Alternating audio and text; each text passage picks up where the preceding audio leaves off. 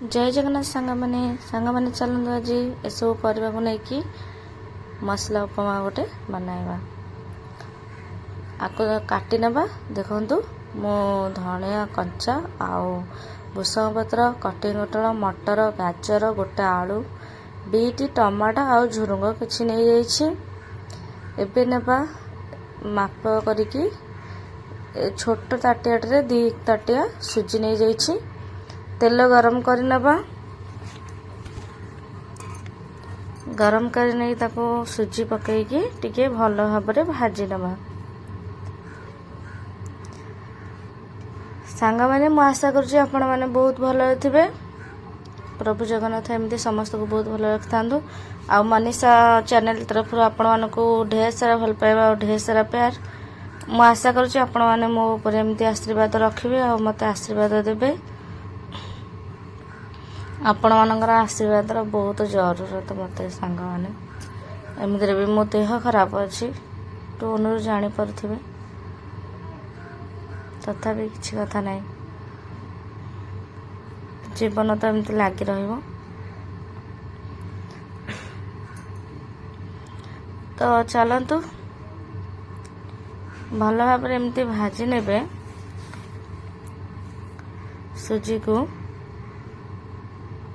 एबे चलतु गोटे बर्तन रे मु तेल किछि पकई नेली गरम हो गलानी तो जीरा पकई नेली गोटा जीरा आ भूसंग पत्र को छुंक दे दबा टिके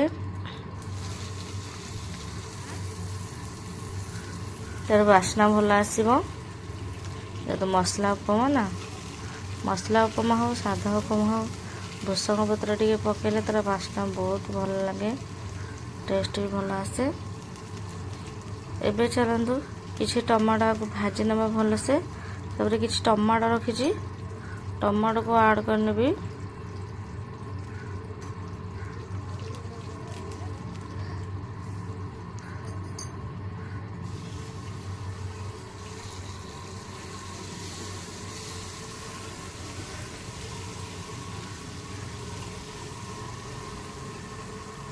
आशा करुँच आपण मानक वीडियो बहुत भल लगुम रेसिपी। देखो सांगने मु मटर को नहीं गली ए मटर को भी तेल टिके भाजी नबा।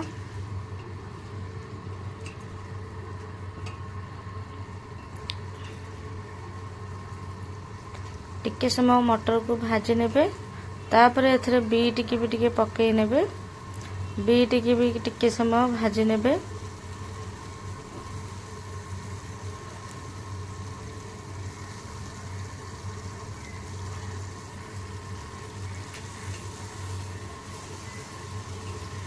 मु चाहे आगरू भाजिकी बा छाणिकी रखिपारि था किंतु बेसी छाणिकी खाइबाटा भी देह पाई भल नुह एमतीर देह भी असुस्थ तो एमती अल्प अल्प भाजी नबा। देखो सांग मैंने आपण मैंने बिल्कुल एमती भाव करके मसला उपमा थे खातु देखिए पूरा भोजी रे जो खाते मसला उपमा बा होटेल रे जमती खाती पूरा सेमती सुनसुनी आउ पूरा बहुत टेस्टी भी होता। एबे चलतु देह खराब तो टाइम नहीं तो सब परिवा को एबे पकईकी टिके भाजी नेबी। मसला उपमा बनइले पतिदेव आमर खाइकी ड्यूटी जीवे तो जल्दी जल्दी करुछि। धनिया भी अधा पकईने और अधा रखी कंचा सबको टिके मिक्स कर नबा भल भाव।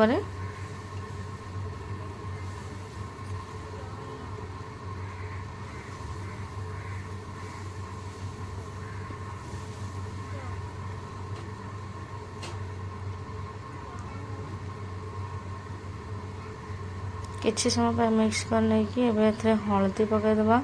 हल्दी पकईले आमर माने मसला उपमार रंग आसीज आ किछि जीरा गुंड बस। एबे हल्दी जीरा गुंड और गरम मसला टिके पकई नहीं कि आम आपको मिक्स कर नबा मसला को।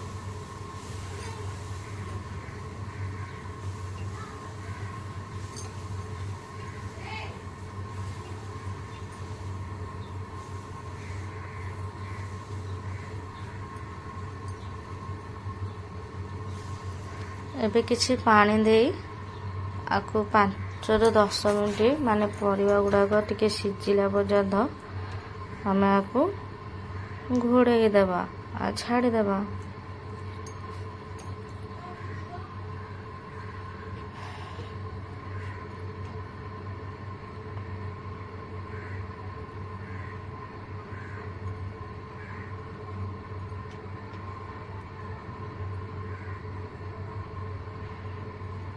ସ୍ୱାଦ ଅନୁସାରେ ଲୁଣ ଦେଇଦେବା, ସୁଜି ଆଉ ପରିବାକୁ ଦେଖିକି। ଆଉ ଆପଣମାନେ ଗୋଟେ କଥା, ଆପଣମାନଙ୍କୁ ଯଦି କିଛି ମିଠା ଭଲ ଲାଗେ ଉପମାରେ ମିଠା ଖାଇବା ପାଇଁ ତ ଚିନି କିଛି ଆଡ଼୍ କରିପାରିବେ। ଉପରେ ଯେତେବେଳେ ସୁଜି ପକାଇକି ଘାଣ୍ଟିବେ ସେତେବେଳେ କିଛି ଚିନି ବି ଆଡ଼୍ କରିକି ତାକୁ ମିକ୍ସ କରିନେବେ, ଯାହାଦ୍ୱାରା କି ମିଠା ମିଠା ବି ଟିକେ ଲାଗିବ।